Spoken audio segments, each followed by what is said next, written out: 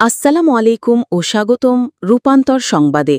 আমি তাবাসসুম তাহিয়া আজ আপনাদের সামনে তুলে ধরব ভারতে পাশবিক নির্যাতনের শিকার এক শিশুর করুণ কাহিনী। দর্শক, এই করুণ কাহিনী হচ্ছে ভারতে 2 শতাধিক পুরুষের লালসার শিকার বাংলাদেশি এক শিশু।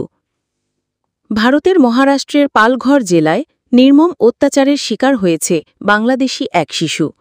12 বছর বয়সী ওই শিশুর অভিযোগ, বাবা মায়ের ওপর অভিমান করে ভারতে পালিয়ে যাবার পর পতিতাবৃত্তিতে জড়িত এক চক্রের খপ্পরে পড়ে যায় সে। তাদের কাছ থেকে উদ্ধারের আগে 3 মাস ধরে 2 শতাধিক পুরুষ যৌন নির্যাতন চালিয়েছে তার ওপর। সোমবার 11ই আগস্ট এক প্রতিবেদনে এ তথ্য জানিয়েছে ভারতীয় সংবাদ মাধ্যম টাইমস অফ ইন্ডিয়া। স্থানীয় কর্মকর্তাদের বরাত দিয়ে সংবাদ মাধ্যমটি জানায়, NGO Exodus road India foundation এবং হারমোনি ফাউন্ডেশনের সহায়তায় গত 26 জুলাই মিলা ভায়ান্দর ভাসাই ভিরার অর্থাৎ এমবিভিভি পুলিশের মানব পাচার বিরোধী ইউনিটের এক অভিযানে ভাসাই শহরের নাইগাঁও থেকে ওই শিশুকে উদ্ধার করা হয়। এ ঘটনায় এখনও পর্যন্ত 10 জনকে গ্রেফতার করা হয়েছে। হারমোনি ফাউন্ডেশনের প্রতিষ্ঠাতা সভাপতি আব্রাহাম মাথাই বলেন, 12 বছর বয়সী মেয়েটি জানিয়েছে যে তাকে প্রথমে গুজরাটের নদিয়াদে নিয়ে যাওয়া হয়। সেখানে 3 মাস ধরে 2 শতাধিক পুরুষ তাকে যৌন নির্যাতন চালিয়েছে।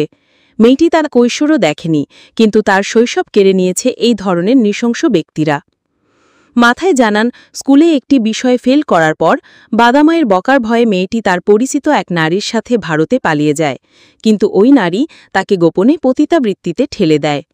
শিশুটি যেসব ব্যক্তির নাম উল্লেখ করতে পারবে তাদের সবাইকে গ্রেফতারের দাবি জানিয়েছেন হারমোনি ফাউন্ডেশনের প্রতিষ্ঠাতা সভাপতি।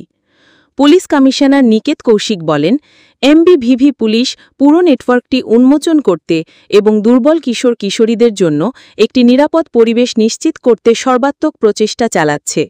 যৌন নির্যাতনের অভিযোগে অভিযুক্ত ব্যক্তিসহ নেটওয়ার্কের সাথে জড়িত সবাইকে খুঁজে বের করার জন্য অভিযান চলছে বলেও জানিয়েছে পুলিশ। আজকের মতো এ পর্যন্তই। আমাদের সঙ্গে থাকার জন্য ধন্যবাদ। সাবস্ক্রাইব করুন রূপান্তর সংবাদ। পেতে থাকুন নির্ভরযোগ্য খবর ও বিশ্লেষণ।